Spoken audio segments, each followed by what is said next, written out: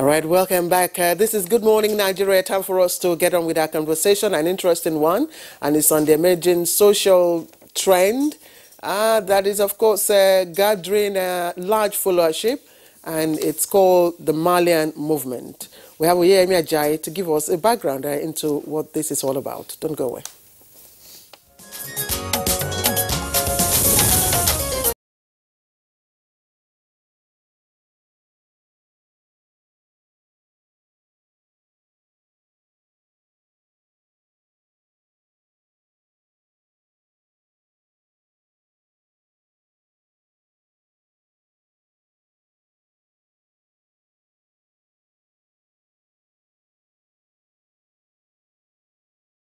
In the music industry became pronounced after his arrest and release by the Economic and Financial Crimes Commission (EFCC), sequel to the release of his song "Am I a Yahoo Boy?" 20. And there seems to be a new rave fast catching on among the millennials, tagged the Malian movement. Teacher said I should be going home. Now I told them I'm a Malian. I left the place. Malians don't graduate. She is alleged to be one of the fans and supporters of the famous singer Naira Marley, who has aligned himself with the Malian movement in his lyrics. Control the card, Malian come forward, the rest. Their modus operandi is simply don't graduate, substance abuse, lack of respect for constituted authorities, and more focus on sex and other vices. They're high, normal level. And they know it's well built now. Many of them know it's well built. And most of them, they do dread, they copy Naira Marley, they copy Slantan. Our no manners, it's well built, 1,000 trousers. This movement has trickled down into the fabric of the society, with no age restriction, sexual preference, and status made even more prominent with the declaration by some celebrities as members. This has sent shivers down the spine of many, especially parents and guardians, who perceive this as a time bomb waiting to explode towards emergence of yet another moral decay. Everybody just feel being bad is just the next thing. Everybody being wrong is just the right thing. You have to be stubborn, you have to be rude, you have to be arrogant, so when you have all this character, you're not a Malian, that's what everybody believes, yeah. Should people be worried about the Malian movement? Is this another dangerous cult brewing? And what needs to be done to instill value in the millennials? These are questions guests on NTA's Good Morning Nigeria will provide solutions to shortly.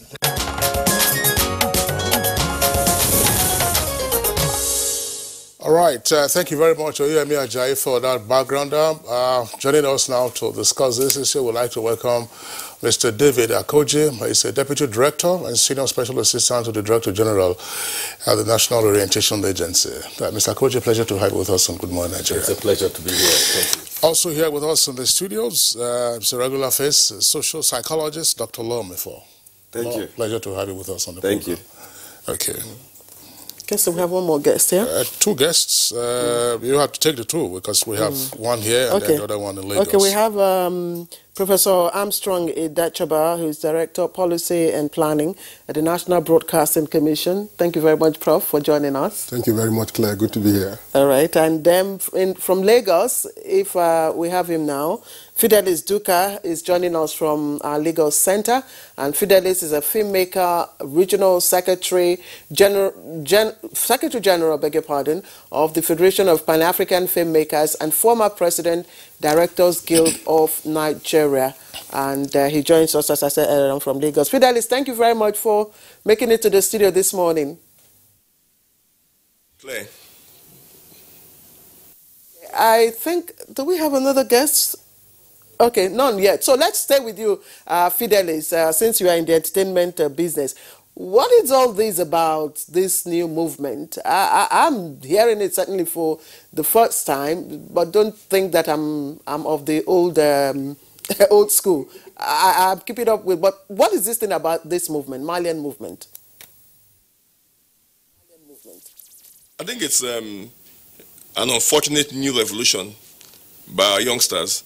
I think it started sometime last year when the first time I heard of the young man who's supposed to lead this this unfortunate narrative, the Malian guy called Naira Marley, was sometime last year when the EFC picked him for some issues bordering on financial crime.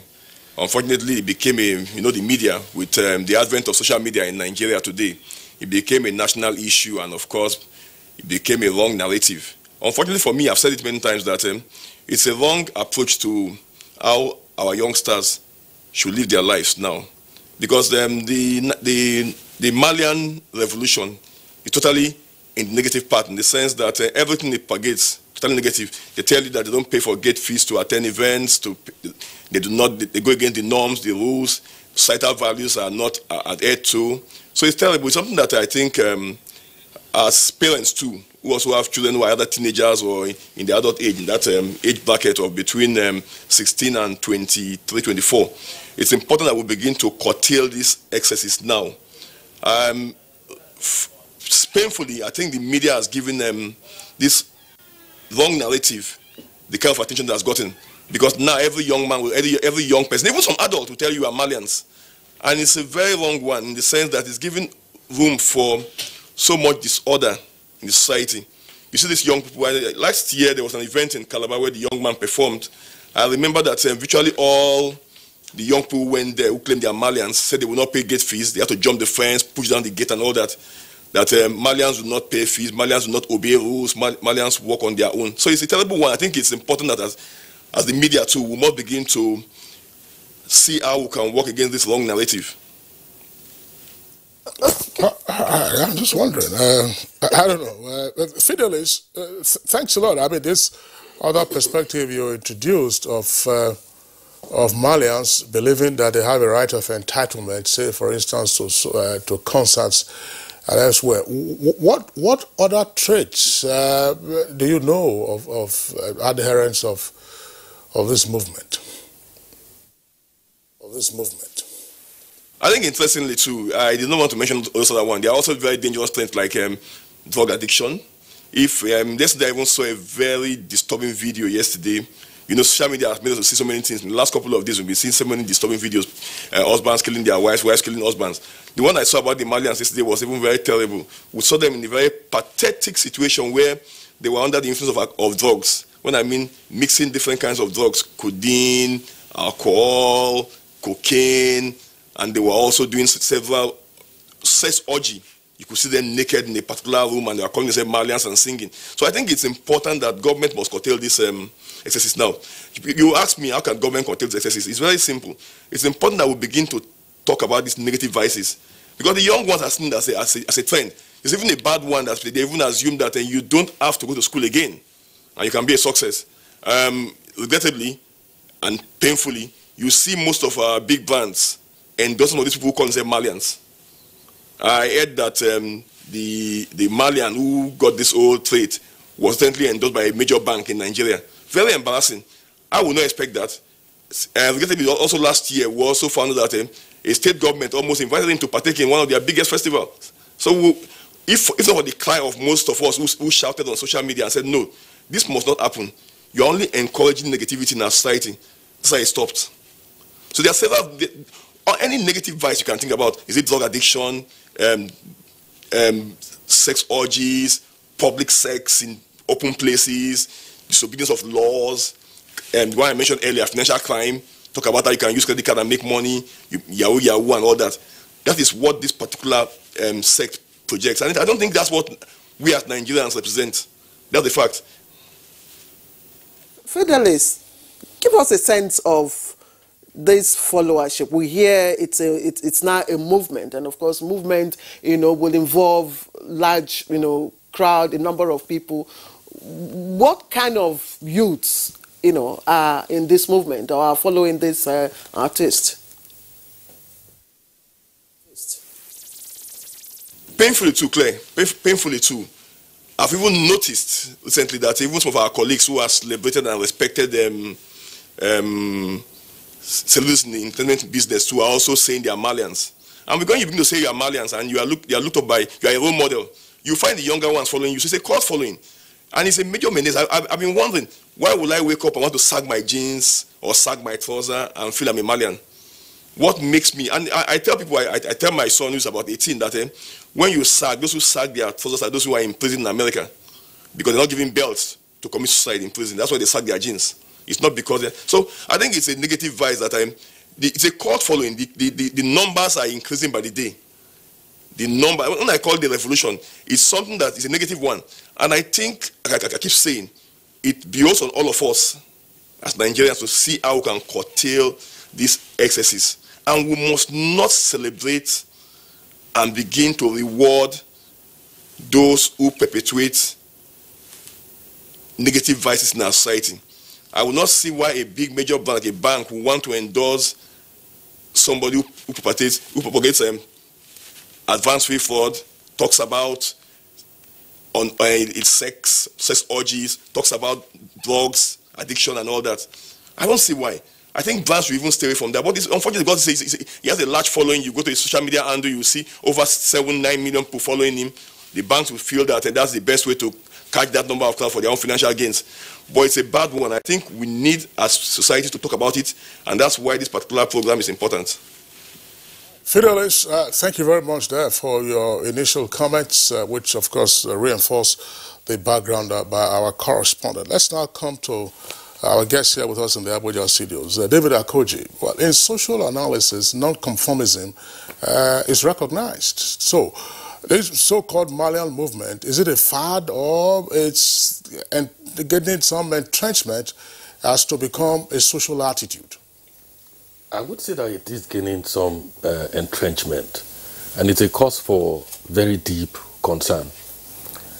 We took notice of this trend sometime last year at the National Orientation Agency, and the DG deliberately decided to follow Naira Marley for the purpose of studying the conversations that's going on around his space, and then also the kind of influencing that he's having on the youth segment of our country. It's indeed very disturbing. I have actually done some review of his social media handles on Instagram, on Twitter, and on Facebook. You would be shocked at some of the things that you see posted in that place. I saw a post of a young lady on a bike, and then 2 young men on bikes also on either side of her, harassing her, grabbing her bottom, and then she was struggling to fend them off and almost falling off the machine, and then people around were laughing and hailing. That's a Malian attitude. I saw a post of a young man, not older than maybe 20 at the most, the kind you would find on the university campus, boldly advertising that he's from a certain cult group, holding a shotgun and firing the thing, into the air. I saw posts of young people, men and women, smoking weed, openly. And then, very disturbingly, I also saw a post of the young man himself saying that the name Nigeria should be cancelled, that it should be changed, that Nigeria should be called Malian Nation. And then I saw people liking that post and promising to vote and to follow, to be pulling agents for him when he becomes the first Nigerian president with dreadlocks, And he's gaining huge followership. Now, he's an exclamation point on the level to which moral values have degenerated in this country. And there are many reasons that are responsible for that degeneration. There's a call for national action with regards to moral rebirth. That's why, Kingsley, I'd like us to bring, before we bring in the Dr. Law, who is a social psychologist, Professor Armstrong Idechaba is the Director of Policy and Planning, National Broadcasting Commission. Is NBC silent on this? Well, especially the content of what it's putting out? First of all, maybe we need to address our minds generally to the bigger phenomena of music. And especially in media circles, the impact and influence that the music generally as entertainment content can have. Basically, when you theorize in media studies, you talk about the socialization impact of music, you talk about uses and gratification, and what happens generally is that irrespective of demographics, people identify with certain genres of music. Now, what has happened largely with the Malian phenomena is a situation in which the youths are beginning to gravitate towards a certain brand of music. And as built up to this discussion, I tried to do some study. And what came across basically is that we find a situation in Nigeria, and I also think globally, where youths are in some form of unconscious conflict, social, psychological conflict. And the penetration of music has become so diversified, enhanced largely by social media networks, and the capacity of youth to access music, downloads in tons.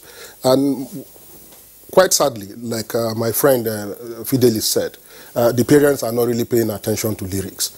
And these children consume music, from what I read, some of them upwards of 4 or 5 hours a day, non-stop. And even from audio, they go to video and stuff. And they churn in loads and loads of negative lyrics. And that is where they begin to identify. I'm sure maybe Mefo will want to talk about that more. But to address the direct question that my friend Kingsley raised, the Nigeria's Broadcast Commission, in fact, the broadcast industry, has long made provisions that are supposed to curtail the negative impact of music. In fact, indeed, for all kinds of negative content.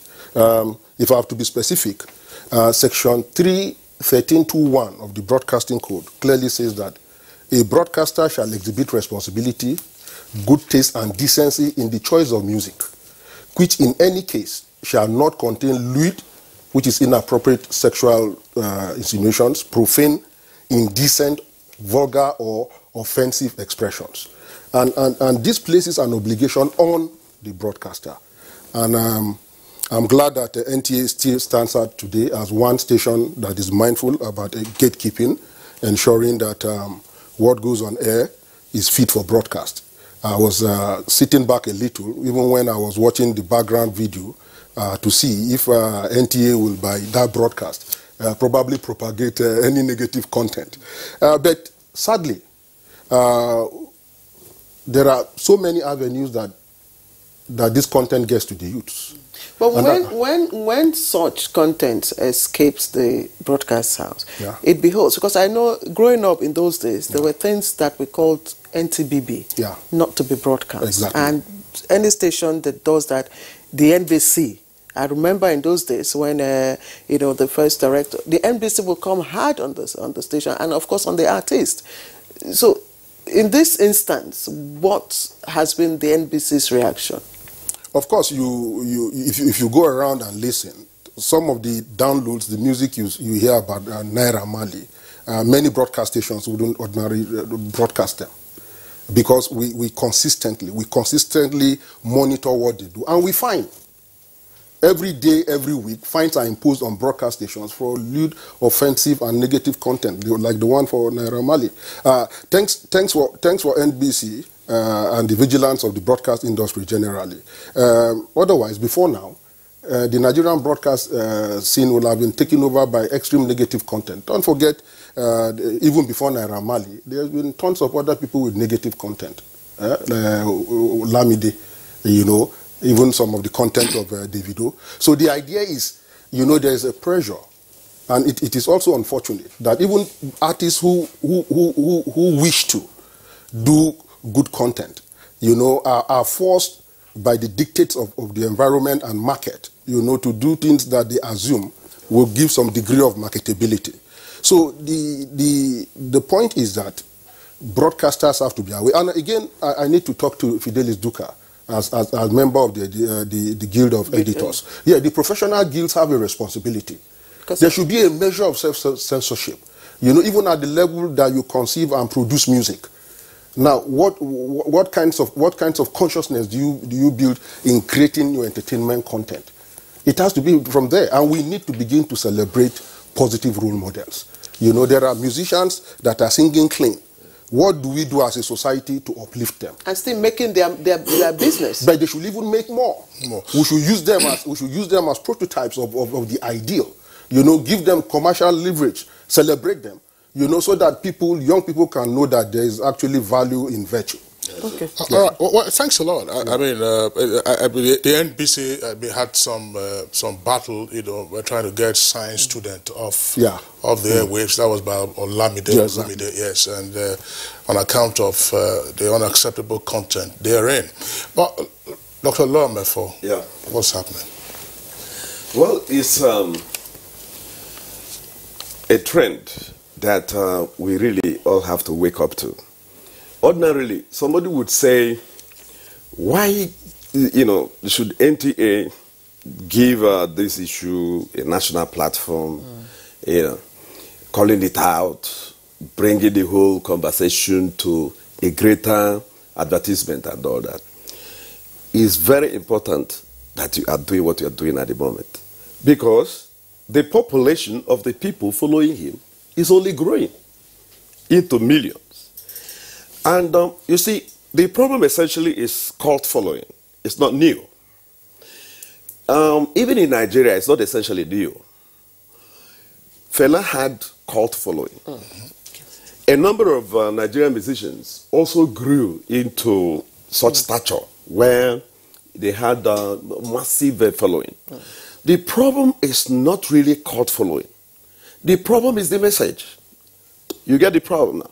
So you see, somebody like Naira Marley, Afeez Fashola, he's a stage name, Naira Marley, essentially is trying to tie in two personalities here into one.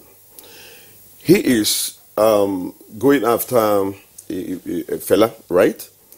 Because if he calls his brand of music Afro Bashment, right? So Afrobeat is essentially Fela, right? Then Marley itself is Bob Marley. So you can see that fusion. You see the fusion. But then let's look at the two personalities he is trying to imitate. He's not imitating them well. Bob Marley was a social crusader who fought for social justice, did all he could. In fact, he became a global brand. His movement was global. Fela too was a social crusader of sorts. His language may not be too wonderful, but the content, essentially, the message he drove to its logical conclusion was, to enthrone a decent society. Now, Naira Marley, who claims to be imitating these two personalities in one now, is doing the opposite. He is not actually fighting for the enthronement of a decent society. He is actually destroying whatever is left of a decent society in Nigeria. Because look at the message. Essentially, alcoholism, yes, musicians, a lot of them abuse drugs, but they don't need to teach it. You get my point? Yeah. That there is a problem there. When you teach it as a message, it's bad enough that you're doing drugs and youths are watching you and they see you as a role model and they can imitate you. But here you go out of your way to say that it has to be done. He's talking about going against the norms. He is consciously teaching negativism. That is where the problem is. In social psychology, we believe that personality is core to every form of motivation. Because if you see personality as a sum total of the innate potentials of an individual and things he has learned all through his life, that have come to stabilize and give vent to what he does, you will now see that, the choice of what you do, even what you eat, will be informed by your personality. Now, if you take your bearing from there to understand the phenomenon, situate it, and know why he is gaining the kind of followership he is gaining, I'll tell you, naturally, the youths are impressionistic, right? Issue of psychological control that should come from parenting is getting weakened day and day in Nigeria, right? If you go to the universities now, the age bracket of people in school is coming down, right? In some climes, if you are not up to a certain age, you cannot enter, you can't access certain level of education, secondary, university. If you go to Nigerian universities today, you see 14 years, 15 years, little children all over the place. these are people who are experiencing freedom for the first time. And now they are dumped into it. Freedom is dumped on them. They are just free to nothing. In the university environment there, nobody is controlling anybody. The exploding population of the universities, a major factor. So when you say Dean of Students Affairs, they cannot oversee, an overstretched facility, an overstretched environment. University that is having a carrying capacity of, say, 20,000, you can find 50, perhaps more, 1,000 students. You go to the hostels, the same thing. The point I am making here is that the environment has encouraged what Hafiz is exploiting. And for us to find a proper response, because you cannot just allow him to go on with this. It's not possible. But again, you can't ban him. You know why? He's not even relying on conventional media. Social media has become a disruption. It has become a system without boundaries. What that tells you is that as a disruption, he can access millions of Nigerians without passing through NTA and other means of communication that you call the traditional normal channels. No, it's the social media they rely on. So even if you say you ban the music of Hafiz, Naira Marley, today, you still cannot achieve it because Nigerian social media space is not censored. And again, the census board is not working, as far as I am concerned, because they too ought to rise to this responsibility. Yes, I like for you to also look at the social, the psyche, the psychological building of the youth now. And I'm wondering, yes, you have ticked off some points, which can accelerate, social deviance. But what is it really? Why our youths? You understand? Why is it that these vices, are appealing to our youths the most? You have various forms of personality disorders at play here. Essentially, it's antisocial personality disorder, and it's attitudinal. That means it's acquired. It's not like what we call conduct disorder that may be constitutional, may be inherent. It could be found in the traits and so on and so forth. But antisocial personality disorder is essentially acquired from our lives, our lifestyles, things we do, things we associate with, things that give us reason to really live. If you look at that from that angle, you will see that Naira Marley may be exploiting a social environment that promotes antisocial disorder.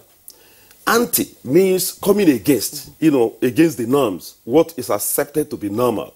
The lifestyle is promoted in our own environment. If you look around, the sanctioning system is weak everywhere. His catchment areas, the tertiary school environments, what form of psychological controls do you have there really? You don't have much.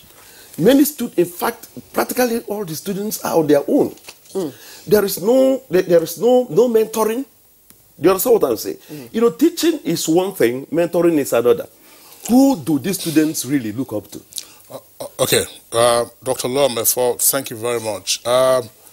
We understand that the former Dean of Student Affairs, Kaduna Polytechnic, Abdul Audu, is ready to join us from Kaduna.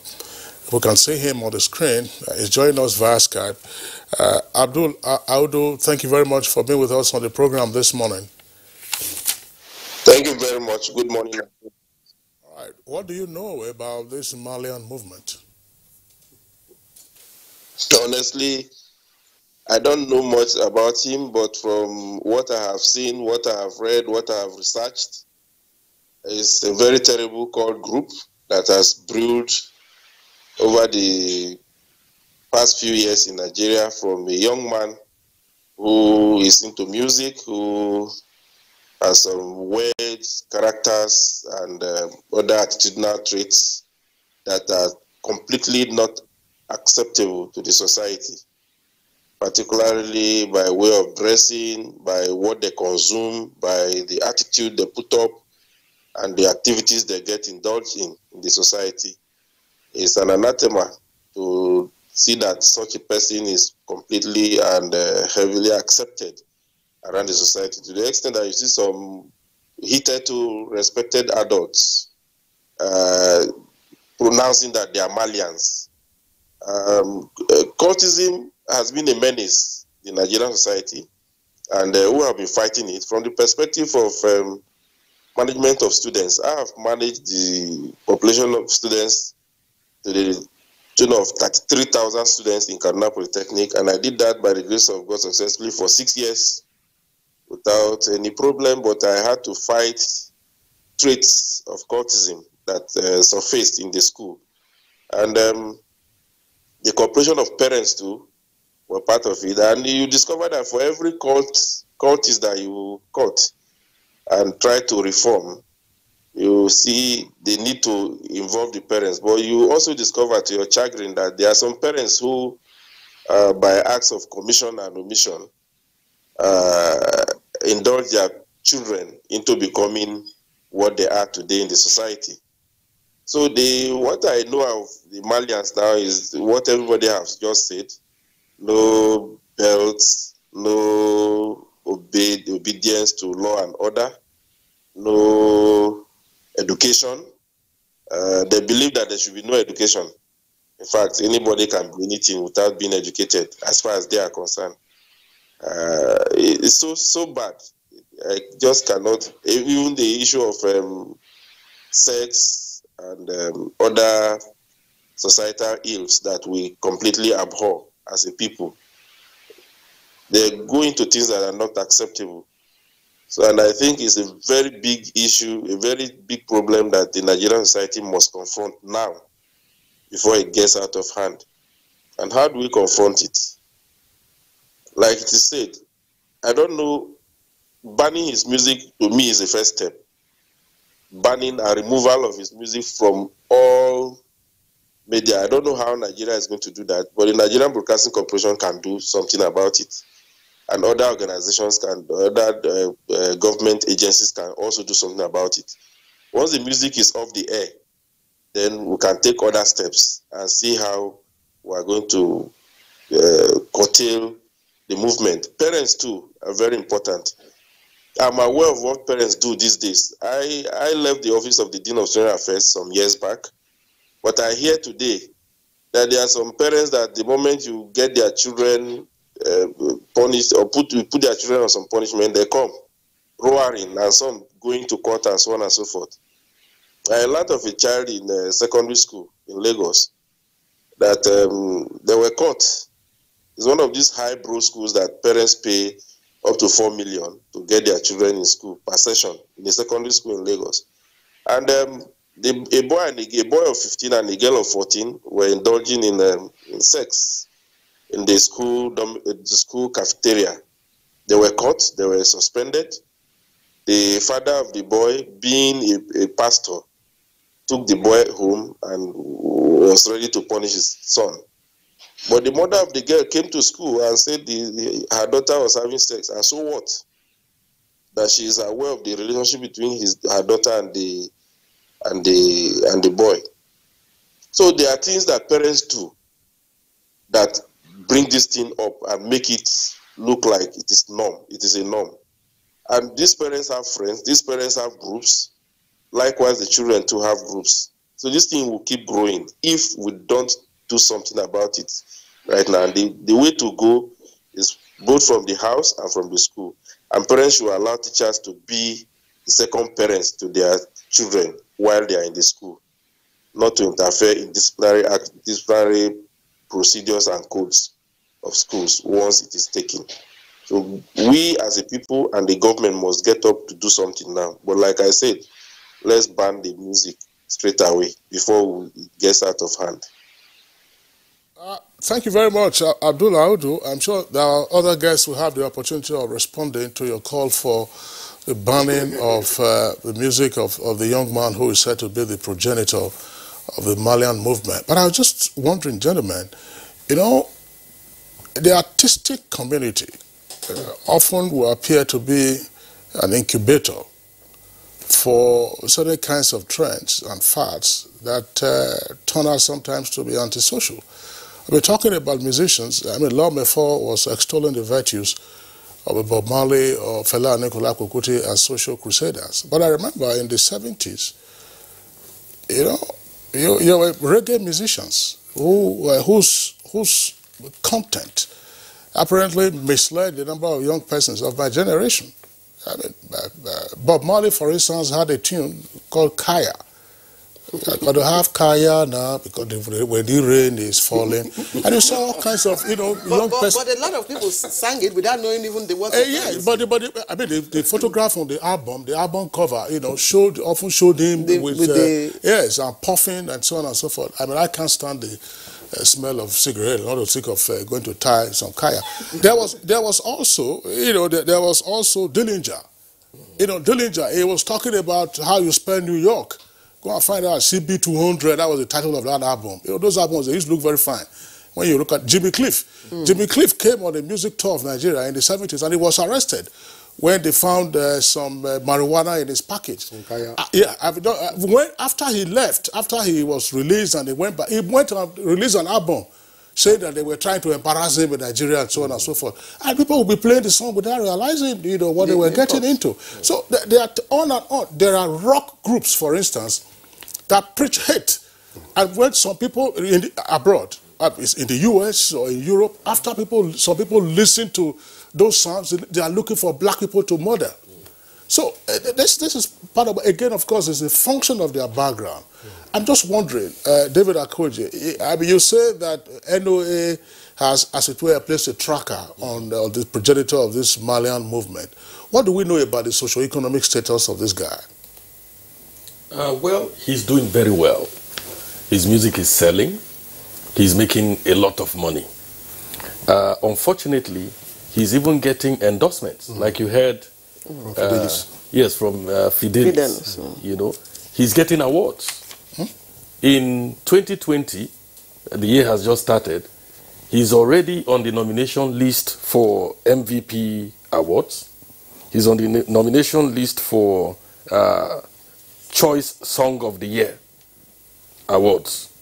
He's already gotten a City People magazine award last year in 2019. All of these kind of endorsements from organizations that ordinarily should know better, promotes what the young man is doing. This young man is no more than 25 years, of age.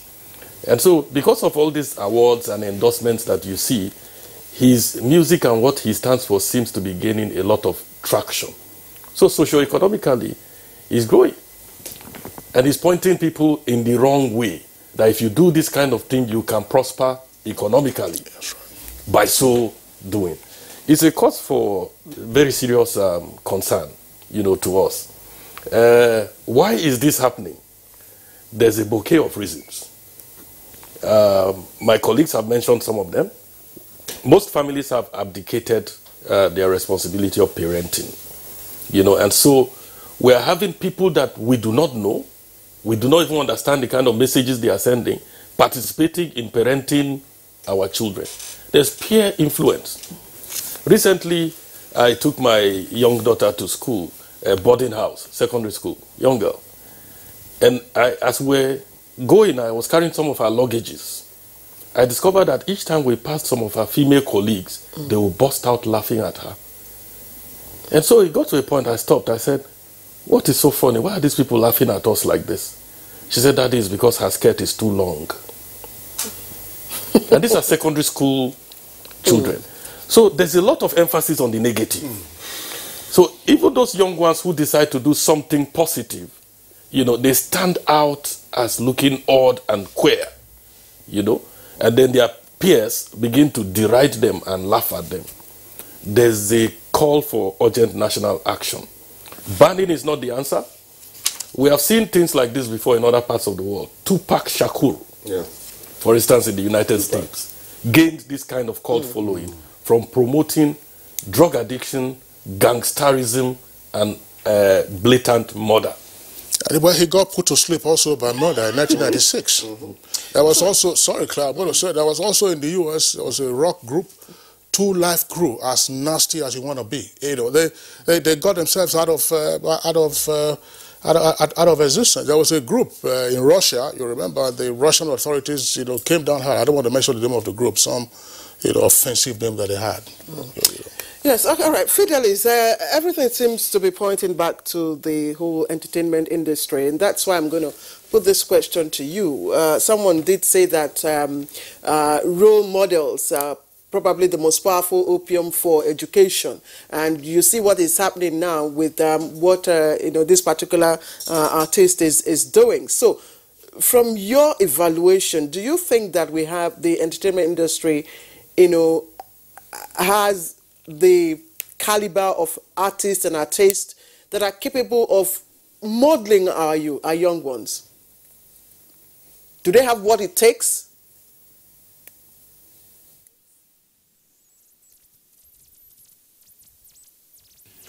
Listening to all the comments so far, what is evident is that there are two major factors here. We cannot tackle this issue academically again. I listened to Dr. Mifo, and he made some very germane points which I think are important. The entertainment industry has a lot to offer, and we have very good role models. But like the former dean of Student Affairs from Kaduna Police said, society does not celebrate such people. That's the unfortunate part of it. And when we made reference to Fela, I will remind all of us that one of the times that Fela had a big brawl with the police was because somebody stole in his house. Fela's house those days, I lived in Yaba, which was very close to his old house, the old one that was brought down by fire by the military those days in 1977. I lived very close. I lived there. I grew up there in that same neighborhood. One thing you could not do, you could walk away leaving your wallet with your money there. It will not be stolen. Nobody can steal in Fela's house.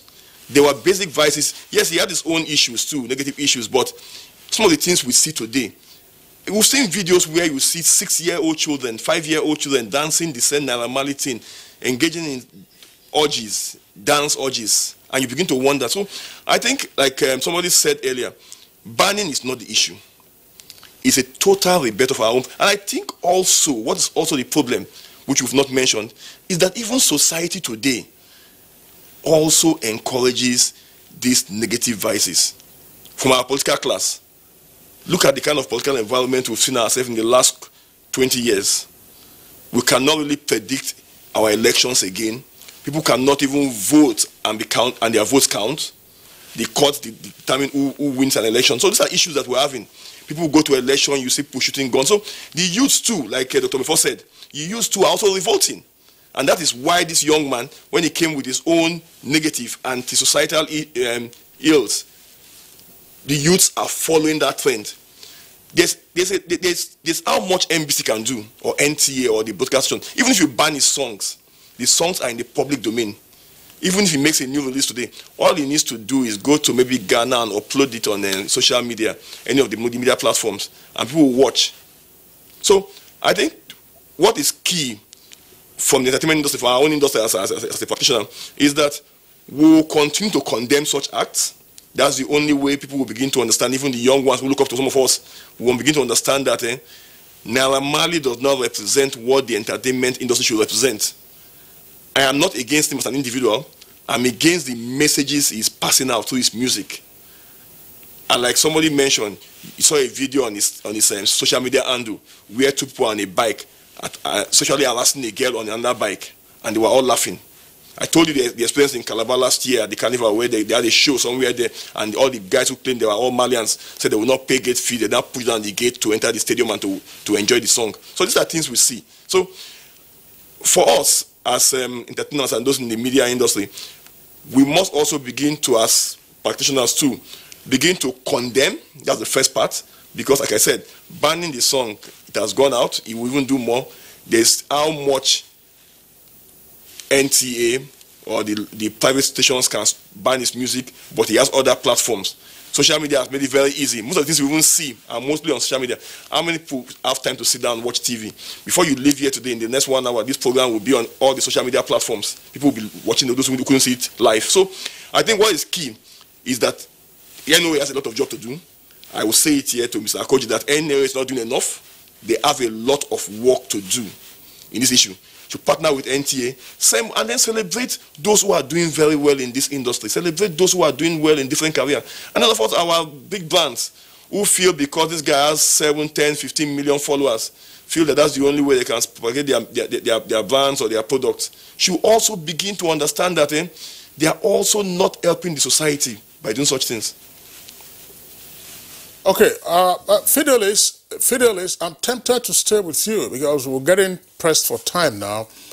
Idachaba raised the point, and it talked about the responsibility of gatekeepers, even in the entertainment industry. In this case, the various guilds. I mean, what are the producers doing? What are the directors doing? Are these artists just self-producing and then uploading whatever they're uploading? There are producers, there are directors, there are marketers. What is the responsibility of such gatekeepers or value chain persons, in responding to what obviously is turning out to be a social challenge for us?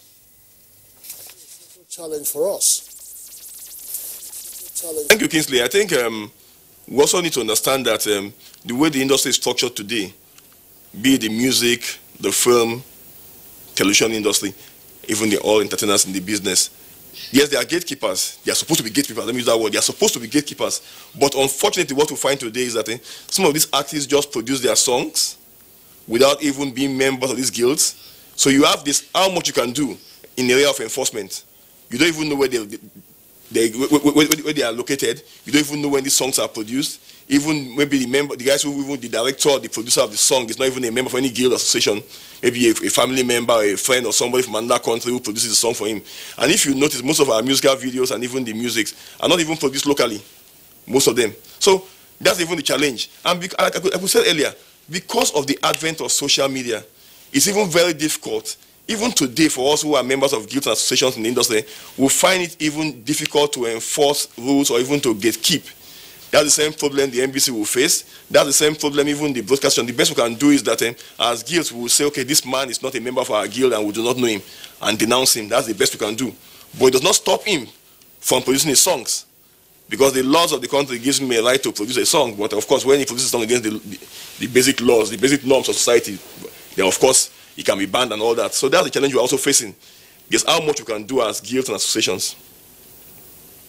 All right, Fidelis, thank you very much, Fidelis. We have some tweets now, and I think we'll quickly take them because there are quite a number of them.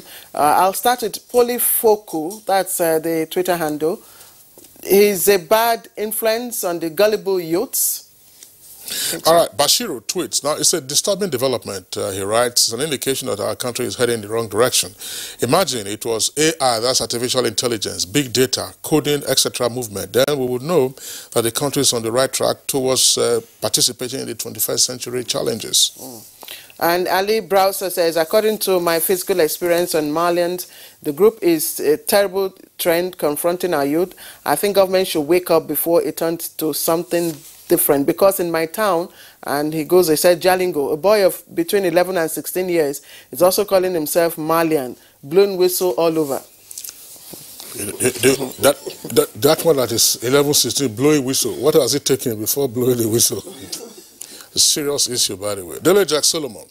The craze of proudly announcing themselves Malians and damning the consequences is spreading through schools and neighborhoods among teenagers and young adults. And it has left many parents scratching their heads. Governments at all levels, parents and concerned citizens must tame this trend.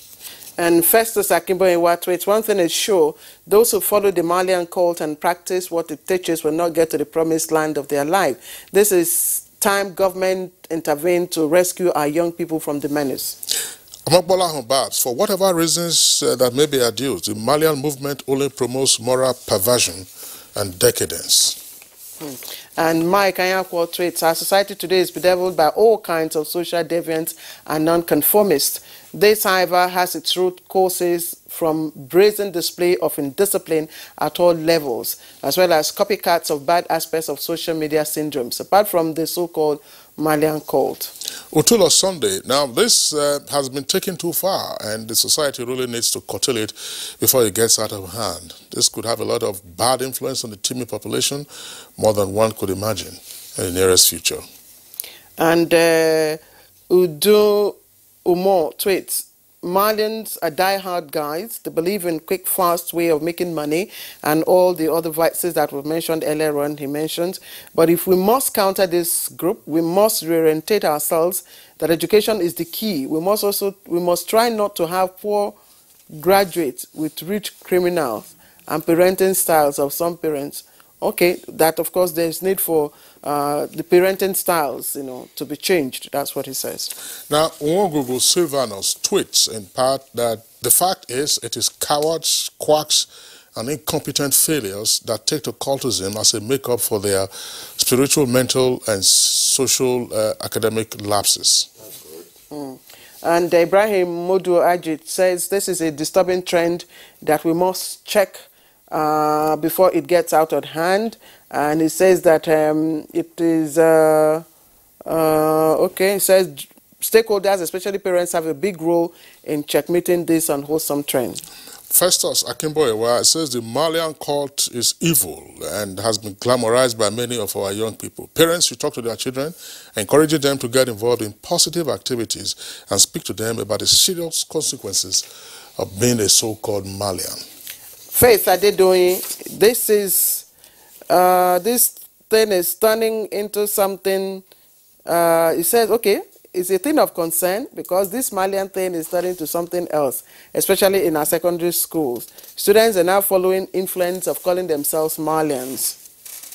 All right, Akeju Olagbaju, this is the consequence when parents are too busy or too tired to offer quality guidance and demonstrate the essence of parenting to their children. Now, these kids must be handled with good counseling, not by the use of guns and force, before it creates uncontrollable social ills. Absolutely. Mohammed Usman again has another interesting suggestion, though he condemns it as a dangerous trend. He says government should, as a matter of urgency, sweep into action to nip it in the bud before it metamorphoses into yet another security challenge, just like the Boko Haram. They started like a child's play. Well, Sani Makalomakoji continues the same vein. It says the emergence of the Malian court at a time we are struggling to curtail Boko Haram kidnapping and incessant robbery portrays that we have lost our values. All right, and all the other tweets we have from Augustine, Oladimeju, Mayaki, Moshood, Thomas, all, of course, condemned the trend and asked government to do something fast. So, these are your tweets. Thank you for sending them in. Let's take a quick short break before we get to the final conversation. All right, thank you for rejoining us again. You're still watching Good Morning Nigeria, and we're looking at the Malian cult movement, which is becoming a trend that is giving a lot of people concern. And we have our guest right here in the studio. Kingsley, you wanted to come to next? Yeah, I wanted to come back to Law Mefo. Dr. Law Mefo, earlier you talked about Naira Marley himself, that's his stage name, exploiting pre-existing social conditions, to put out his own new message that has now created what appears to be an uncontrollable, if not dangerous trend. If, for example, he was exploiting the fact about joblessness, even after education, and said, no need for you to go to school, that condition continues to be with us in some sense, even though in recent years we have also seen a sea change in young persons say, no, listen, I have to fend for myself. The reason I went to school is to enable me to think. But what more can be done? Akoji says, look, you can't ban this. NBC and Idachaba, they are limited in terms of formal, traditional media space that they can control. What more needs to be done so as to be several steps ahead of this fad and then make it fade away in due course? I think, first and foremost, we need to come to terms with one thing, right? You cannot wipe out the Malian culture completely, but you can contain it. And you need to understand its catchment areas, schools, and begin a counteracting campaigns in those institutions, especially the tertiary institutions, universities, polytechnics, colleges of education. Something has to be done. The places, these places I have mentioned are overstretched. Too many students. It's going to be a tough task, but not impossible. Then we also need to do something about, what we call parental control. Not necessarily psychological control, which could be negative, but parents need to really wake up. You don't know what your children are doing. You must. It's your responsibility. Parents must know who their children are. What are they doing? Who are their friends? There is this expression that show me your friends and I will tell you who you are. It never goes wrong. If parents can take a bit more of interest in what their children are doing, it will go a long way. So you can be able to, because becoming a Malian, is a process. It doesn't happen automatically. You begin by associating and practicing, then you perfect, it becomes part of you. If you are able to have a look into what your children are doing, you will be able to begin to work against it in time, even seek help. Finally, yes, I understand, Afiz a Fashola, Naira Mali, as his stage name is, dropped out of school, right? But that is not good enough reason for him to say that education is useless. It's not true. There is no quality life you can get, even in Nigeria, without a bit of education. So for him to preach that people will have to leave school and can become anything is not true. He's lucky because he rode on the crest of popularity and strength of character like his colleagues like Olamide. Olamide paid a lot to bring him up.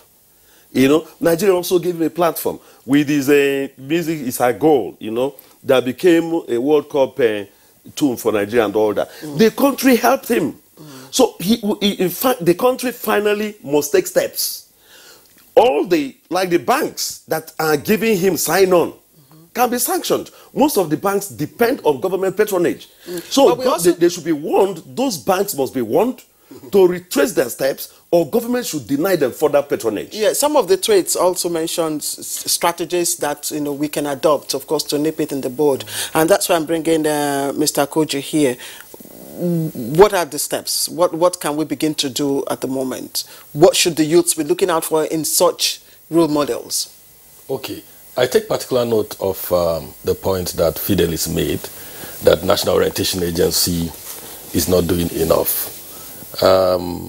Without abdicating our responsibility, I think this challenge calls for collective action.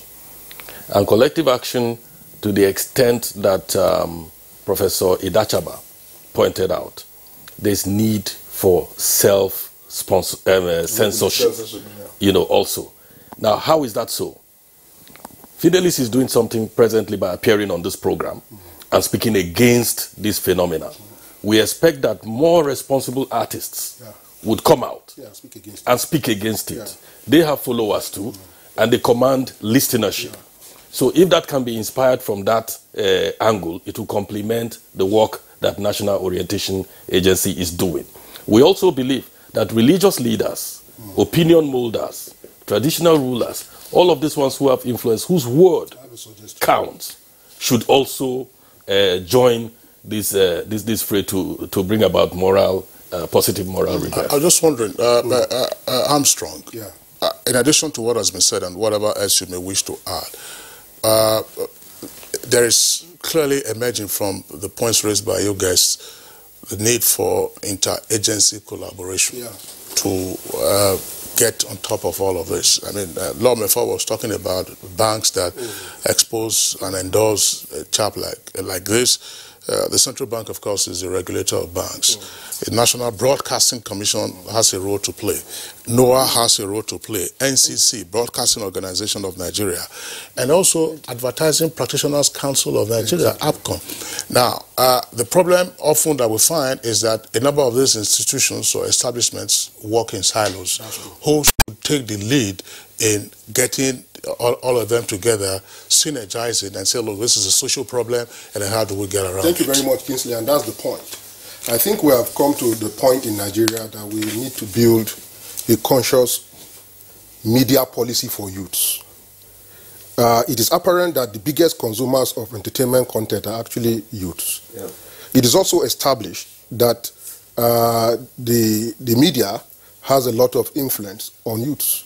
Serious countries actually have well-orchestrated, well-cultivated information policy regarding how they engage their youth, especially in regards to media consumption. I give you the example of the UK, the British government. You know, time immemorial, they set up what they call the British Council.